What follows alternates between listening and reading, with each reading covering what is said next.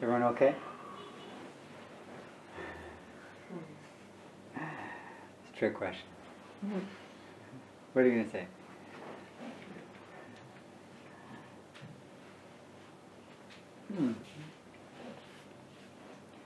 So the important part of the evening has passed.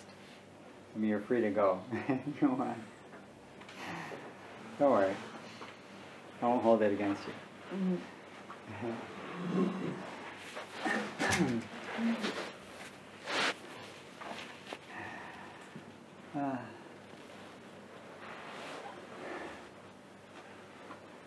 It's good we can remove that door.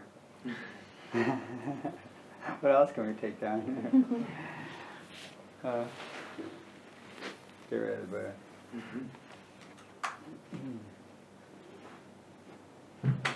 Anyone has a question about what you're doing, you should ask. Or suffer in silence. Because it should be a question like, why do we come here? Especially when it just seems to be uncomfortable. Or be good, but then it doesn't last. So that's even worse, isn't it?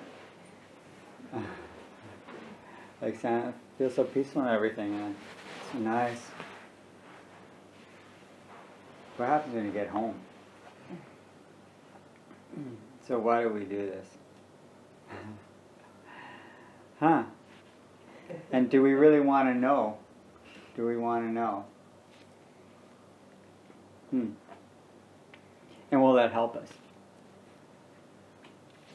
So I was listening to this talk by the Dhamma the other day, just kind of by chance. He was speaking at a hospice, and this Buddhist hospice in Australia. And I don't think the people weren't necessarily Buddhists who were running it. Maybe they were, maybe they weren't, but his talk wasn't directed for that. And his talk was about regret, which is interesting, because at a hospice, which it may be something that some of the residents, I don't know, what do you call people who are in a hospice? Patient makes it too clinical. Client makes it like they're going to pay and leave. They pay and leave. They pay. Yeah, pay and leave, that's right. The clients, the hospice clients. Customer? Let's do some comparative shopping when I'm choosing a hospice. Yeah, choose a Buddhist one. They're not afraid of saying the word. You're dying.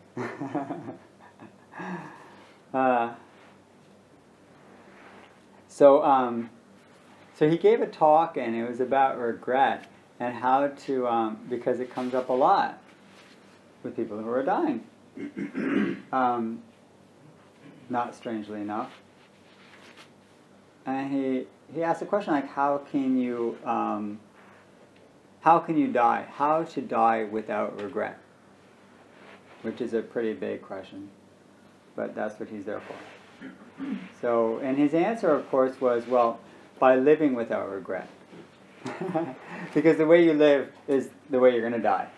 It's kind of, obvious, but we tend to deny that. We tend to kind of hope at the end, even if it's all painful and I'm hooked up on wires and everything, I'll see the light. Something will happen, like magic. You might as well start now and buy a lottery ticket, because that's not going to happen, right? Death is going to be a pretty good reflection of your life. And it doesn't mean that if you're, pain-free now, you're going to be pain-free then. But it does mean in terms of your mental attitude. If you're day by day and year by year looking back at your mistakes and saying, okay, I'm going to learn from this and not regret it, then probably at the end of your life, that will also be your attitude. But if we're beating ourselves up and saying, God, mistake after mistake, I just don't learn, do I? I wish I could do it all over again. That probably will be a thought that will come up on the last day as well. So his, quite obvious suggestion was, well, if you want to die without regret, then you got to live without regret. But then, of course, well then, the next question that follows that, which you can expect, is, so how do you live without regret? How to live without regret? And again, he's quite good at giving the answer that you need to hear, which makes you think like, okay, I should give up now. Because the answer is to devote your life to the service of others. That was his answer. If you can cultivate the mind of altruism, then you'll be living without regret. Because it won't be about you. And you basically regret, when you're in the center. But if your life is not just about you, okay, if it's not always a reflection of your success and your failure, then the question even is, who's to regret? You do your best, and what doesn't work out, you do your best again. Right? For whom? For whom? So his simple answer was, if you devote your life more to the welfare of others, regret will be less of, an experience. And so he gave the example of this, which I felt was really an interesting example. He said some really high Tibetan practitioners, like really high lamas and rinpoches, he said, some really exalted rinpoches, when they get old and they approach death, he's noticed that they tend to get excited. They actually get excited the closer they get to death. They start really thinking, yeah, they're excited about it, which is pretty much the polar opposite of our, experience. Or unfortunately, I don't know many people who have approached death, which is a problem in our society. We tend to leave it to the hospice workers. But if you're not a hospice worker or in palliative care or something, you tend to just get the phone call, like, you better come now, or too late. Those are the two things, right? So, but he's been there, okay? And he's noticed that the high-level practitioners get excited. But he told us why. He said, because they are looking forward to being reborn with more strength to serve others. What a crazy thought. Can you imagine if that's as you're leading up to death, you're like, wow, I'm going to get a new pair of shoes so I can walk to others to help them out. Meaning the new pair of shoes is your new body. Okay? I will be born again, and I'll have a lot more opportunity to be of service to others. Because right now I'm so weak and old, there's not much I can do. So I'm really excited about, getting another chance to do more. Wow. Isn't that crazy? But that's what they do. And that's their experience. So it's not crazy. Right? Think of the way regret works, however. It's about me. What did I miss? What did I not do? It's all very self-focused. Even if we're saying, oh, I hurt this person, I wish I didn't do it, it's still about me, right? I mean, it's me. I did this, I did that, I did this, I did that. Okay? If you take me out of it, and it's others, okay, well, I better work really hard to have a good rebirth, because if I did miss those opportunities, then, I'm excited about more opportunities, and I better ensure that it's going to be a good transition and rebirth. Whether you believe in that, literal rebirth or not, there's something really special that their minds are doing. Okay?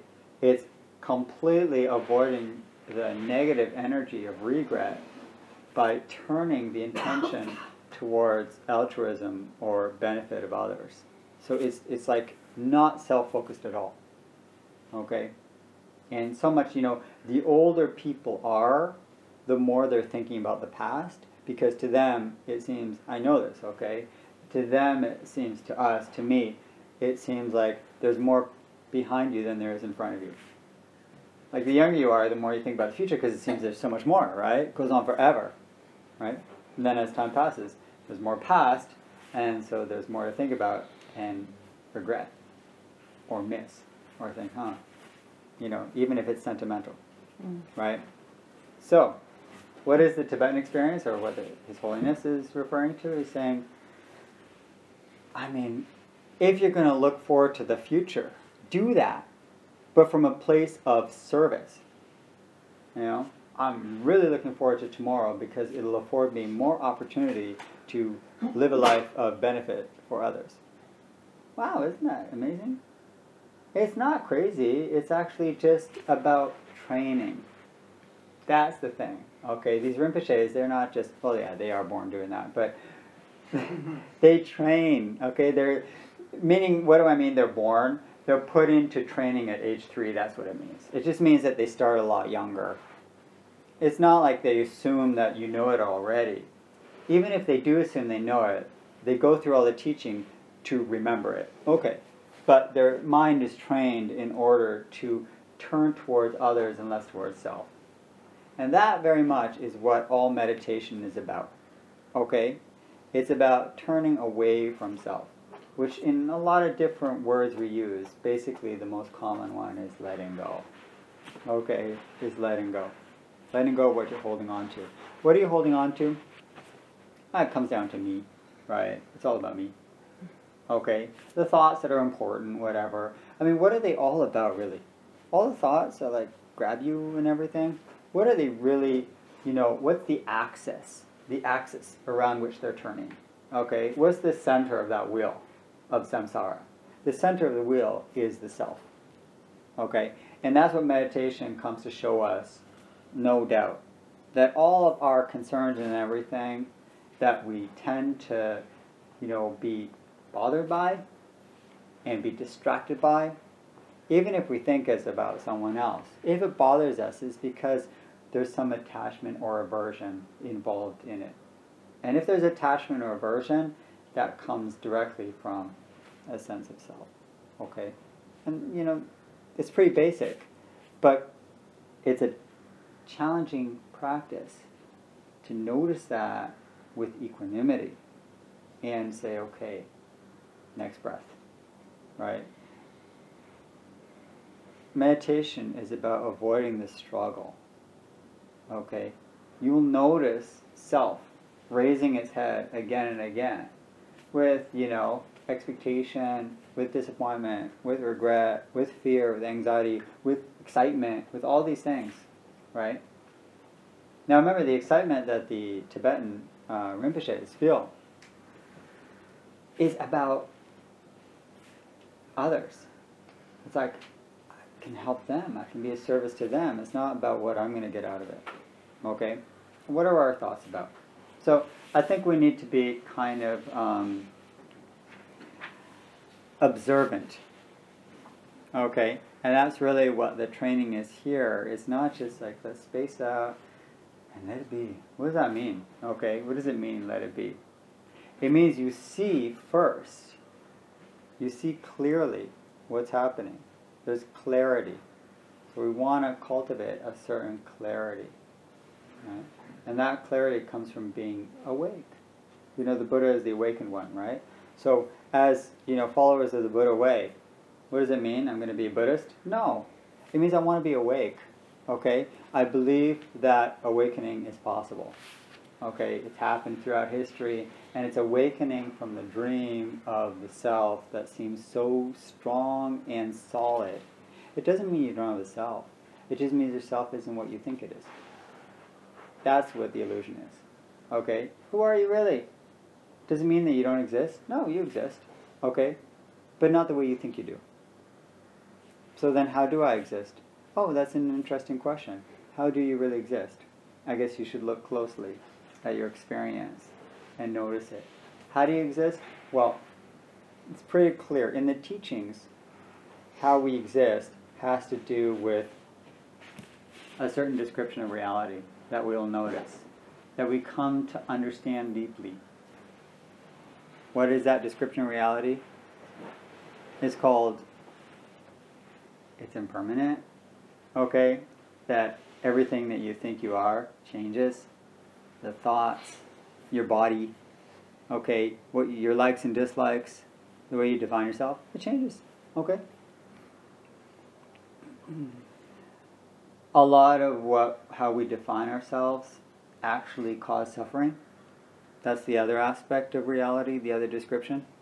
So there's anicca, there's dukkha, there's impermanence, there's suffering.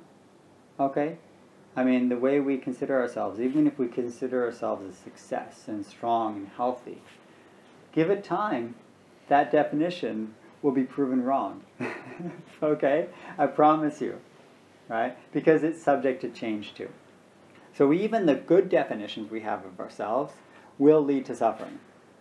Any definition you have will be a source of suffering if you believe it as permanent and essential as you. So the whole thing is how we then identify or don't identify to these qualities.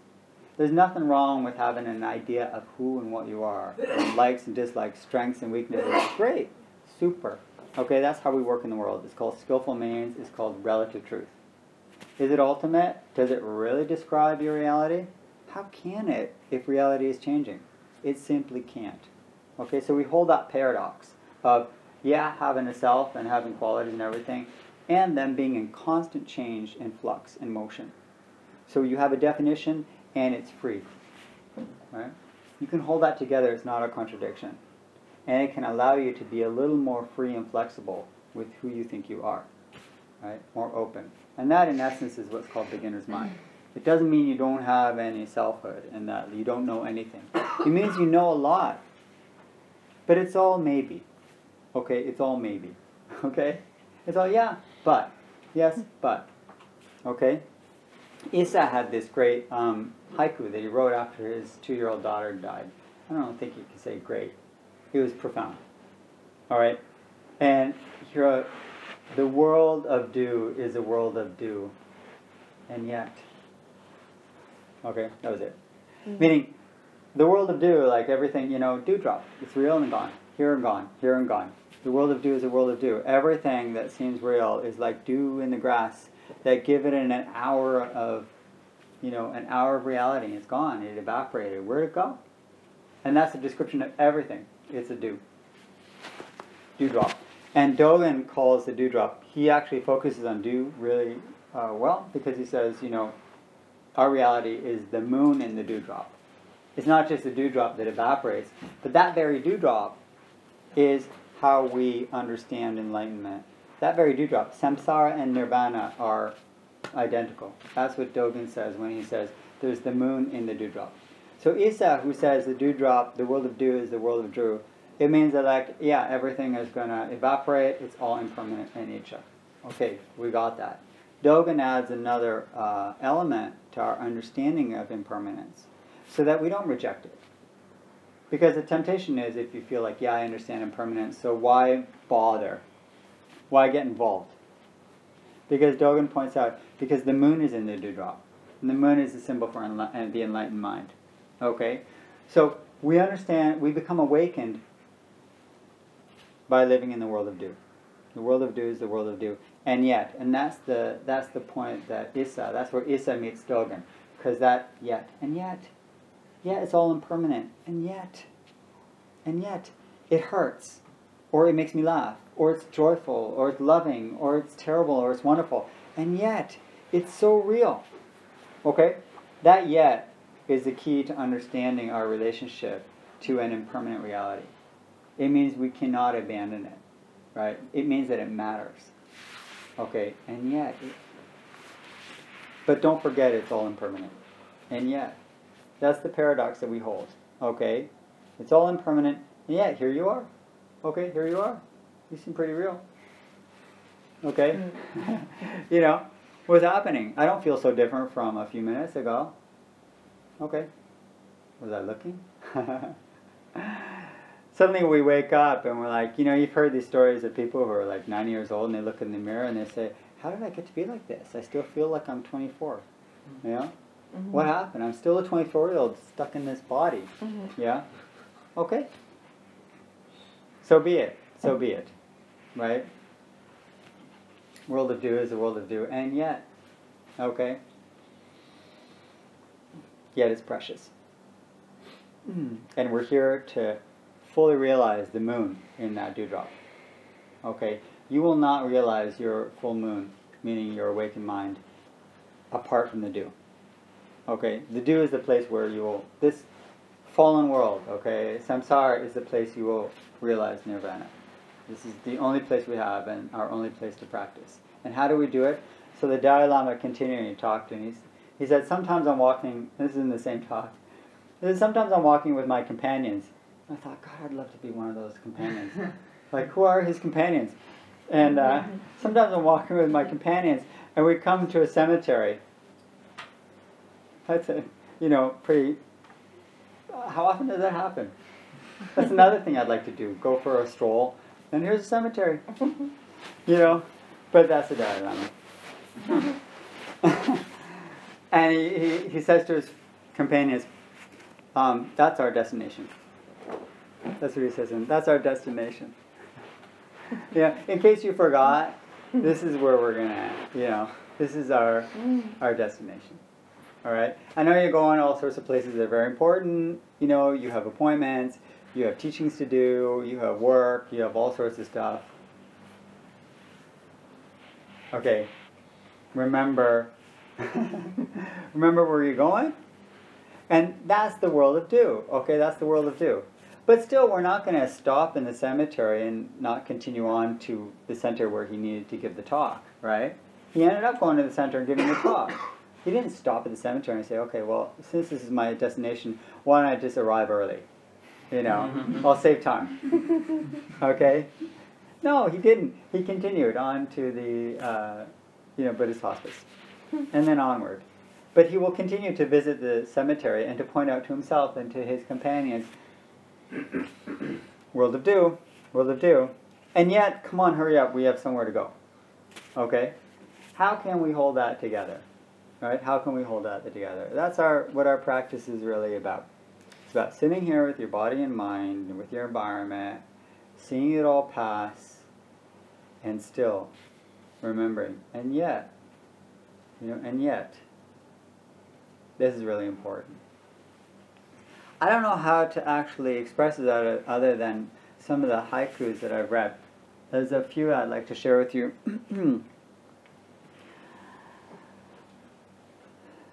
Autumn evening. This is Busan. He said autumn evening. A lot of these are about, I chose some autumn haikus. Autumn evening. There's joy too in loneliness. That was his haiku. There's joy too in loneliness. How do we hold that together? That even in the dukkha, even in the pain and the suffering, we can realize the true joy of being alive. How can we realize that joy? Well, it's not by identifying with it so strongly, but by realizing this is my place of awakening. Anything I experience is a bell saying, look at me, be here. This is where you need to be right now.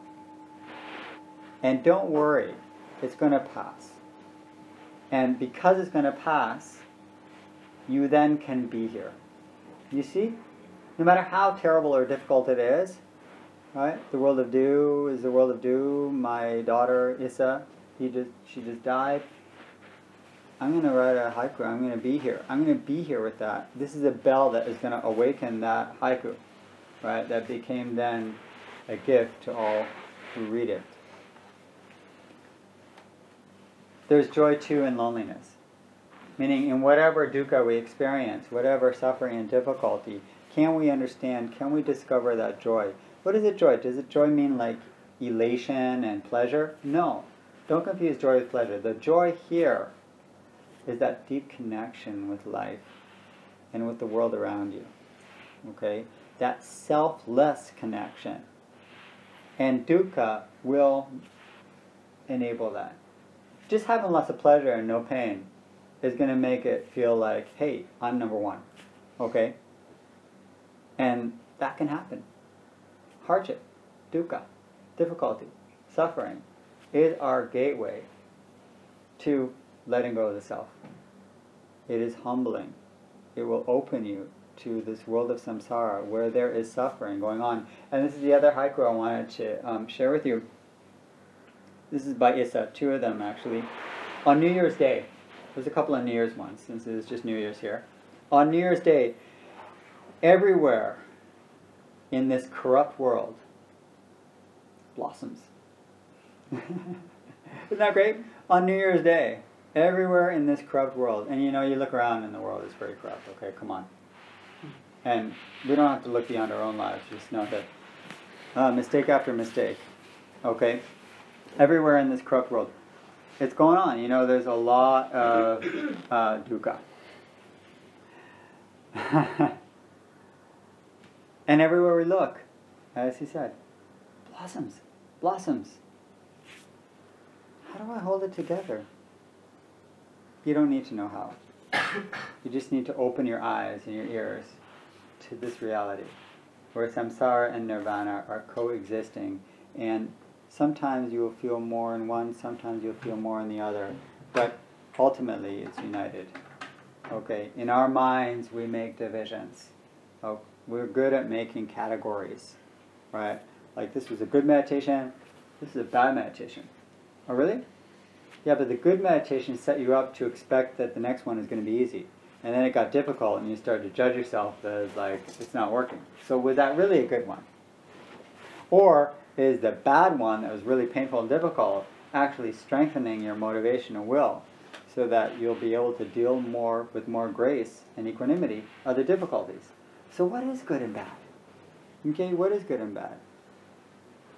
You know, there's joy too in loneliness. In this corrupt world there are blossoms. How do we hold it all together? Left foot, right foot. Okay, in breath, out breath. Are they contradictions? Are they opposites? Or is it one breath? Right? Do we divide it? Or is it one breath?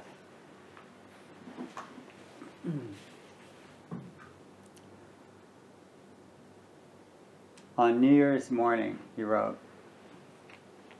everything is in full bloom, and I feel pretty average.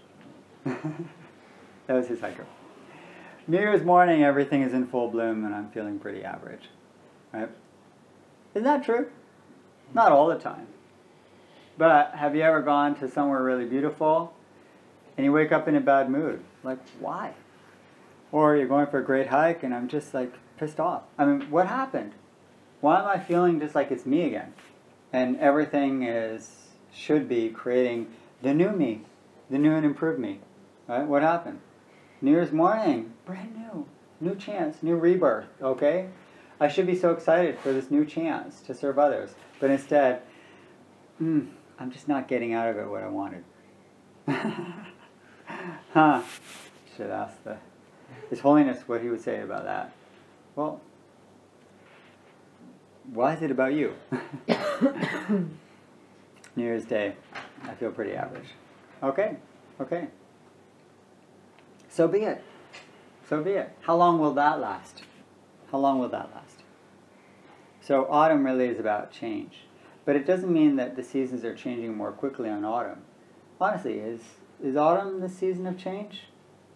Or is it just a season that is like blasting in our eyes change and waking us up with beautiful colors and change of temperature so that we say, oh yeah, change. Then we need like a slap in the face to say, oh yeah, change. Okay? It's a nice slap. Okay? It's a beautiful slap. But it's still saying, can you wake up a little bit? You know, it's the world saying, okay, if this is what you need to notice anicca, great. But in the middle of summer, another hot day, another 36 degrees, maybe that's not hot for you, but it's hot for me. Like, I mean, why? I missed the change. Why does it seem the same? Why, when I wake up, do I see the same? What am I not noticing? What am I not noticing?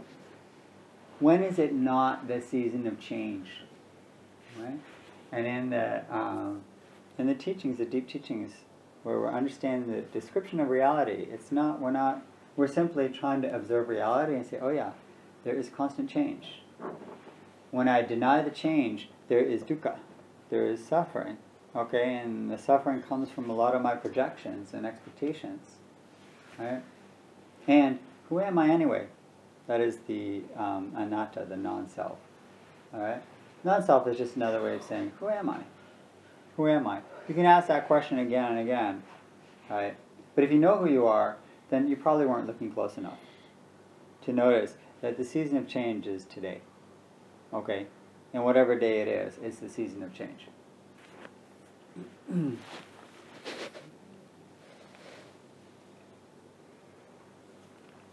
Is this going to deny your personality, your likes and dislikes? So Basho had a haiku where he wrote, "Turn this way. I also feel lonely this autumn evening." Isn't that touching? Master Basho. He's a master because he doesn't deny that he's lonely. Okay? Being a meditation master or haiku master or enlightened person does not mean you're not going to experience these difficult emotions. But you're not going to attach to them. And you're not going to have any aversion towards them. You're going to fully acknowledge them. And that is our practice of meditation. Fully acknowledging it without attachment or aversion. How do we approach our experiences, the beautiful and the ugly, without attachment and aversion? What is the technique? What's the secret in doing that? Okay? How do I experience what's called equanimity? It has to do with anatta, with non-self. Okay? The more I identify with my experience as me and mine, the more I want to hold on to it or I want it to get away from me. Okay? By inquiring into the nature of the self and by understanding deeply the nature of change in this very self. I'm asking that question again. Who am I?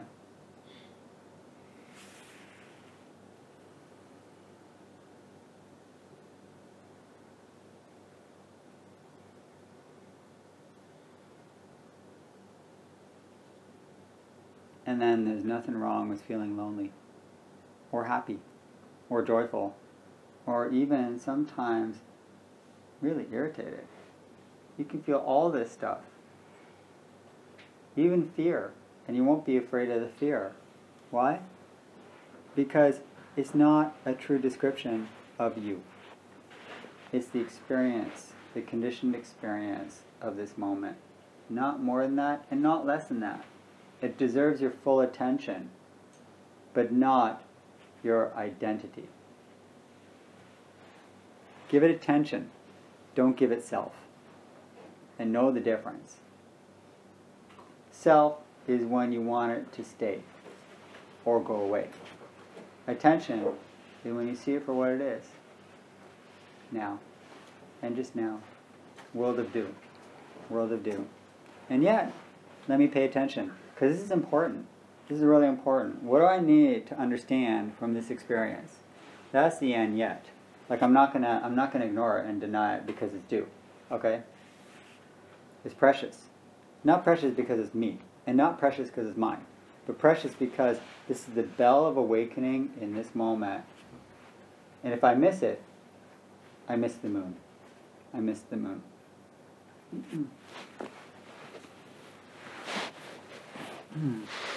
Suzuki Roshi said, renunciation is also a big word. Okay, renunciation, I know. Don't really use renunciation. Let's just say letting go. Okay, because to renounce means sort of like, it's got baggage to that word. All right, let's just say letting go. And he said, letting go is not giving up the things of the world, but it's accepting that they go away. Okay. Is not giving up the things of the world, okay? Enjoy your life. And remember the cemetery. You know, His Holiness and Suzuki Roshi, they're saying the same thing, okay? Enjoy it fully. And in fact, you can enjoy it even more fully when you're no longer needing to hold on to it. Okay? when it's no longer a reflection of who you are, then okay, I will enjoy this even more fully. Because it's not me, it's not mine. Right? When you identify and you hold on to something as me and mine, okay, there's pride and fear. Pride because, hey, it's me. Fear, like, don't go away. Right? Fear of loss and pride of self. Yeah? Success and failure. Some of these worldly concerns we have. Right? Again, how do we turn that? Moving from self to other. That's the basic turn. Okay, the basic turn called bodhicitta. Bodhicitta, the enlightened heart, is enlightened. What does it mean? It just means it's not, working for one's own benefit, but for the benefit of all beings. That's basic, okay? And remember, you're one of those beings. It doesn't mean you're not there, because that's the world of do. And yet, what you're going through is important too. But it's also impermanent. You got to hold it all together. How do you do that? Moment by moment. It's not a lot to think about, actually. You start thinking about it, you'll get confused. Okay? But it's an important practice of embracing all the seemingly contradictions in your life and saying, this moment is it. Okay, I'm here. Right? I'm here. And it's precious because it's not going to last. The fact that it's not going to last is the and yet. And yet, this is important, This is important, right?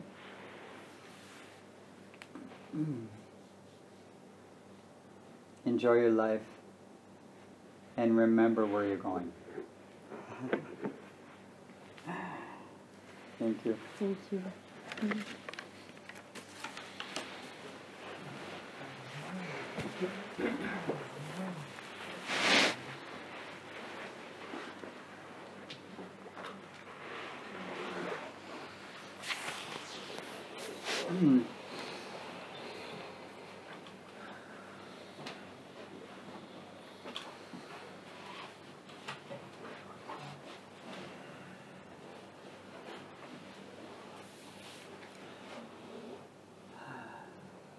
So we'll finish in a moment with a minute of blessed silence again. Does anyone have a question or comment you want to make or ask before that moment? Don't be shy. Okay, so when something really happens to me or something that I did, and I'm aware that I'm going to use this to reinforce my sense of self and my faith in joy. If I have this awareness, what am I doing exactly in this moment to not reinforce my sense of self? Yeah, focus on the experience and not the idea that comes out of the experience. Come back to the actual moment and not when you start, then a moment later, adding to it. So in meditation, we're always wanting to come back to the immediacy of our experience and not then a moment later how we start to conceptualize. Because these concepts are then projections that we start to make a category. Oh, good for me, So if you can maintain a more immediate awareness of the experience, the pleasure, the happiness, whatever, and also it's passing, okay? And stay close with the actual, even physical and emotional experience. And notice that you're starting to think about it. But then when you do start getting involved in thoughts like, hey, me, or, all right, just come back to the more physical experience of that pleasure. Because whatever you are experiencing does have a sort of a physical base to it as well. That can happen also, not only with pleasure. Let's say fear, anxiety. All right? Before you start thinking, oh, God, I fucked up, I screwed up again, made the same mistake. Like, bad me. Good or bad? You can come back to the sort of the physical experience of it, which will ground you in a place that is pre-thought. So we want to trace backwards a little bit to the immediacy of the physical, the sort of psychosomatic experience. Right? And then you'll notice that you're starting by habit to conceptualize it. okay? Meaning attached to it as like me. But you can trace back, and how do you trace back? You go to the physical sensation. That's what I would recommend. Mm. I want to ask about the object of meditation. Mm. Breathing through my stomach doesn't feel natural for me. So when I'm trying to concentrate on it, I feel like I'm doing some effort on I don't know, breathing through it.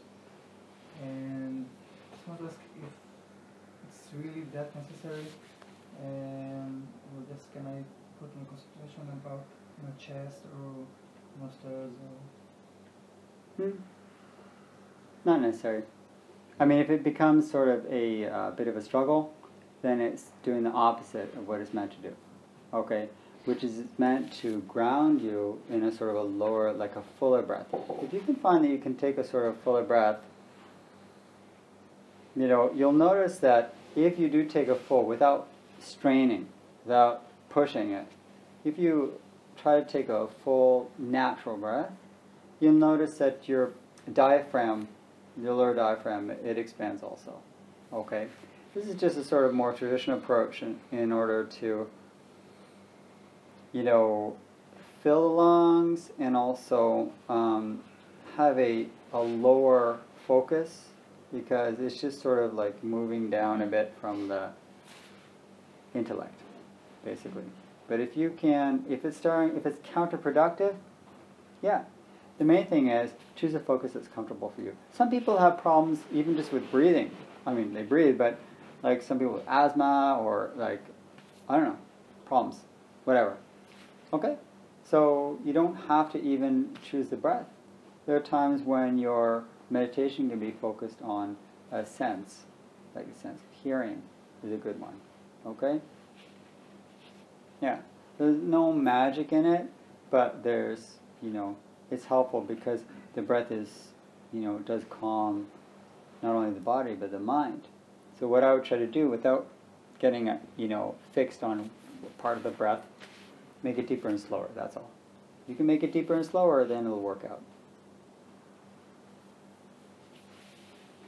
1 second. What does that mean when you say, like, be an observer, watch the river from the side and see how the thoughts go one after the other and not be attached to it? Like, the only way I see of how to do that is to tell myself, okay, stop thinking, focus on the breath, and I don't see that too beneficial, this kind of thought. So, and all the minds, all the thoughts I saw, thought after thought, and sometimes there's a moment of clarity which I know that I'm not within a thought, but except from like acknowledging, okay, this is a moment of clarity, there's nothing else I can do. So what does that mean to observe your thoughts without being attached? I guess you're failing completely. Well, thank you. That's just for your ego. No, basically it just means that your focus should more be on the samadhi of breathing. Your focus should be more on breathing and to really stabilize concentration on breath. Right? That's, if you notice that stepping back from thought and having an awareness of thought, so that some traditions they label the thoughts, but I find that gets to be can lead into thinking very closely, like labeling, and how precise do I make the label? Like, is this anxiety, or it's anxiety of my test, or anxiety because that part I didn't study in the test, and well, then what should I study to solve the anxiety? So you see where it can go. The label can go pretty far, right? Or do I just have the label thinking? Well, I find that actually isn't enough, so I just leave the labels out. If you've learned labels and they work for you, great. But otherwise, I would recommend that if you find that you don't have that sort of little bit of space, so that you can see that the thinking is going on, and even if there's like really strong thought, you still are not like one with the thought. Okay, but if you're feeling one with thought, well, that's what the breath is for. So, like the thoughts are so much stronger than just the breath. Like it's not strong enough to capture me. Okay, get me out of the thoughts. yeah, you're just going to have to continue to concentrate, place your concentration on the breathing, okay, with all the thoughts going on. The thoughts will not stop. I promise you. Okay? It's not encouraging. It is actually, because the thoughts are not the issue. The thoughts are simply not the issue. You know, Suzuki Roshi asked the same thing. He said, like, someone came to him and said, like, I'm having all these thoughts in meditation, and they just like can't focus on anything else. He's like, what's wrong with your thoughts? That was his response. What's wrong with your thoughts? That's the point. If you can let go of the definition, the general definition you have of thoughts is bad. Like, if I'm thinking, I'm not meditating. That's kind of what you're saying, right? Well, can you be thinking and meditating at the same time? Like, okay, maybe you can be, you know? Like, maybe he can be an enlightened poet on a beautiful autumn evening and be lonely, you know? Okay. We can hold lots of seemingly contradictions, but you've got like one life. So, yeah, a lot of thought, a lot of thinking going on, and judgment of the thinking, and upset of the thinking, and, you know, some tension, and breath. Okay. So, sit with it. You know, sit and don't move for however much time. Okay? And then continue that for 10 years.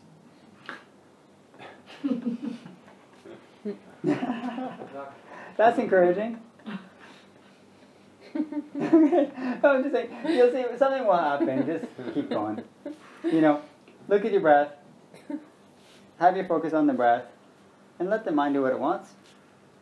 But don't move.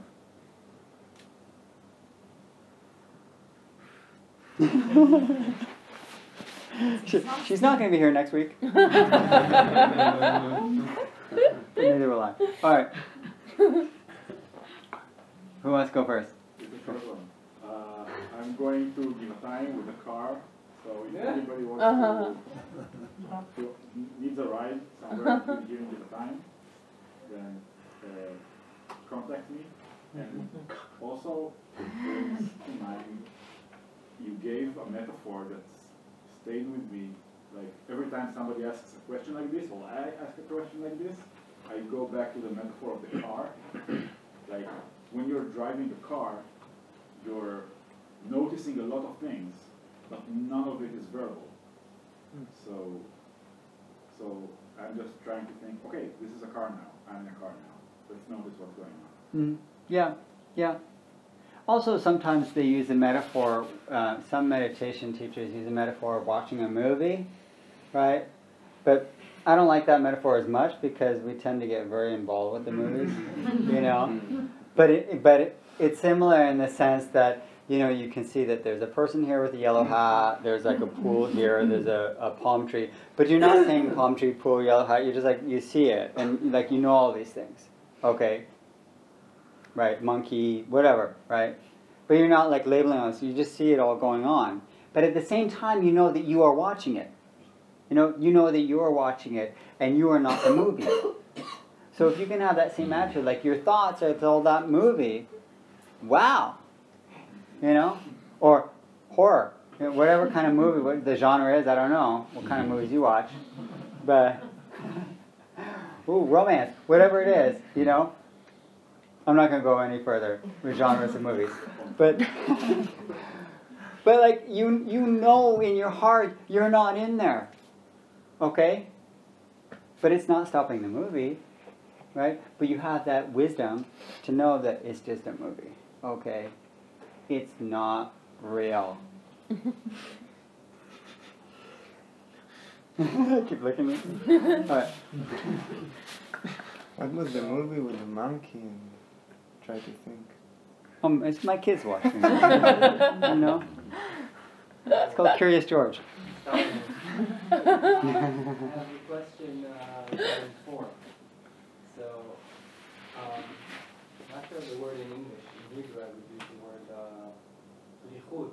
In English, it's something about tension, I guess. Alertness? Alertness? Yeah, alertness. That's a good word. So, when I sit down intentionally for meditation, how to pick the awareness level? I've noticed I many times have a very relaxed kind of attention, and then the meditation is very wandering. But then I realize this is something that could change, and I can intentionally, when I sit down, have an intention of, all right, this is the form of the attention here, as I have the form for the hands and for the feet. So, again, if I'm very intentional, it becomes this kind of, okay, working here. So, I'm trying to play with it and find that balance. Mm. I guess. Yep, that's the balance you need to find.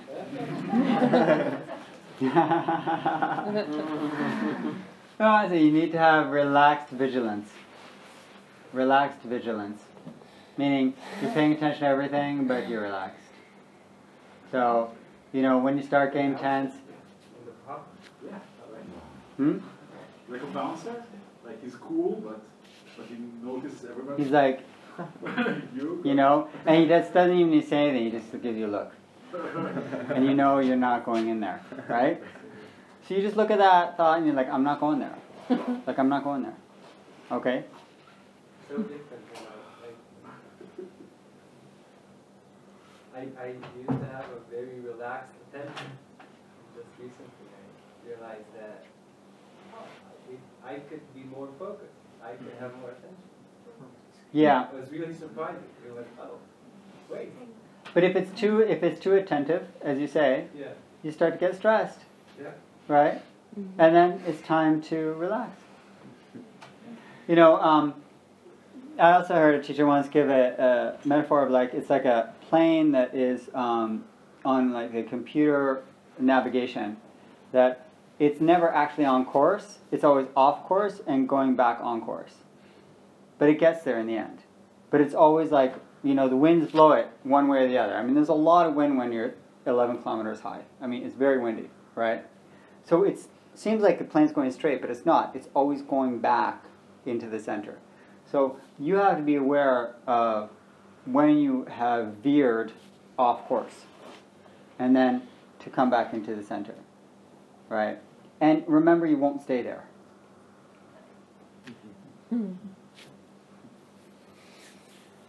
All right, time to go.